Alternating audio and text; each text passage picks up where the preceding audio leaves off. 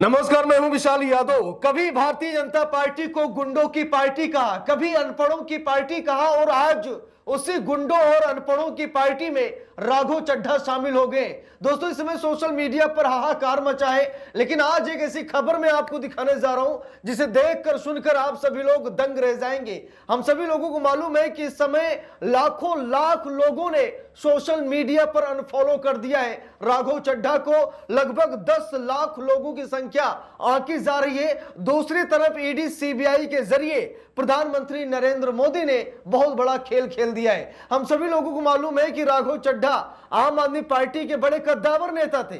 आम आदमी पार्टी के लिए बहुत अच्छे उनके रिश्ते भी थे। यहां तक कि एक समय ऐसी भी खबर फैली कि अरविंद केजरीवाल अपनी बेटी की शादी राघव चड्ढा से करा देंगे, लेकिन अरविंद केजरीवाल को पता था कि राघव चड्ढा विश्वसनीय तो है, लेकिन वो डरपोक भी हैं और जब भी मोदी सरकार उन्हें डराएगी वो तुरंत ही बीजेपी में शामिल हो जाएंगे। शायद अरविंद केजरीवाल को यह पता था कि राघव चड्ढा डरपोक भी हैं और इसी बात को लेकर तेजस्वी यादव ने कहा कि जो डर गया या बिक गया वही बीजेपी में गया।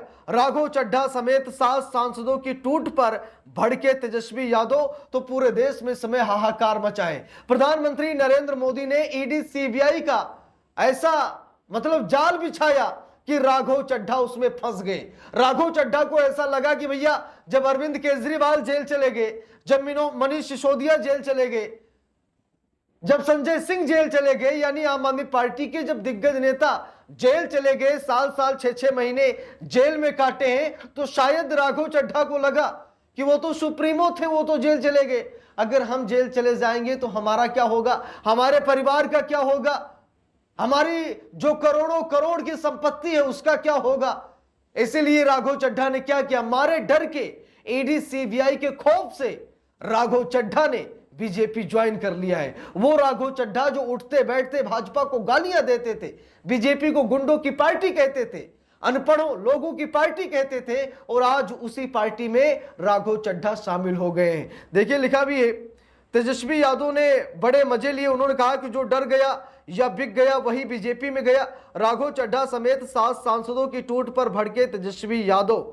देखिए, लिखा भी है, ईडी सीबीआई रेड, भाजपा का विपक्षी दलों को दबाने का औजार पंजाब में नहीं चलेगी, वॉशिंग मशीन, बोले सांसद गुरमीत सिंह। तो बात यह है कि सांसद गुरमीत सिंह ने कहा कि ईडी सीबीआई की रेड भाजपा का विपक्षी दलों को दबाने का एक औजार बन गया है कि ईडी सीबीआई लगा दो, नेता डर जाएगा और मारे डर के वो पार्टी में शामिल हो जाएगा। और ईडी सीबीआई के जरिए ही आज बहुत बड़ा विकेट गिरा है आम आदमी पार्टी का, और एक नहीं बल्कि कई नेताओं ने आम आदमी पार्टी छोड़ दिया है। कारण यह है कि सबके यहां ईडी सीबीआई जा रही, इसीलिए मारे डर के उन लोगों ने क्या किया, पार्टी ही बदल दी। अब दोस्तों, यहां पर देखिए राघव चड्ढा का कितना विरोध हो रहा है देश में, जरा वो देखिए।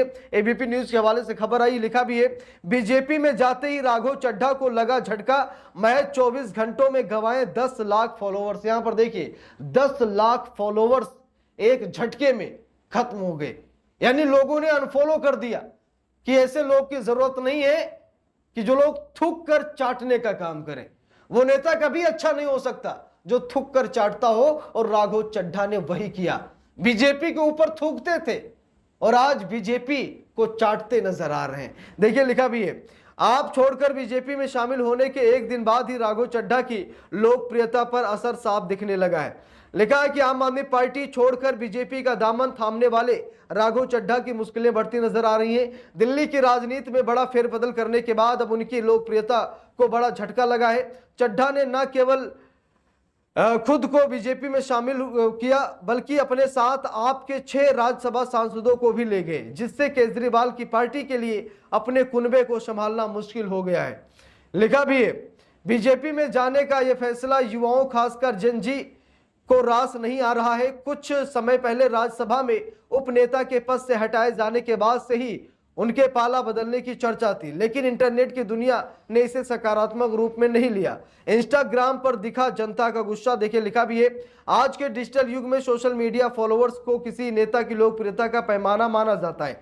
आंकड़ों के मुताबिक बीजेपी में शामिल होने के 24 घंटे के भीतर चड्ढा के इंस्टाग्राम पर करीब 10 लाख फॉलोअर्स कम हो गए। शुक्रवार तक उनके 14.6 मिलियन फॉलोअर्स थे, जो शनिवार दोपहर 1 बजे तक घटकर 13.5 मिलियन रह गए। एनसीपी एसपी के प्रवक्ता अनीश गमाडे ने ट्वीट कर कहा कि सोशल मीडिया पर चले अनफॉलो अभियान के कारण चड्ढा ने 10 लाख फॉलोअर्स खो दिए। इंटरनेट आपको रातों रात हीरो बना सकता है तो मिट्टी में भी मिला सकता है।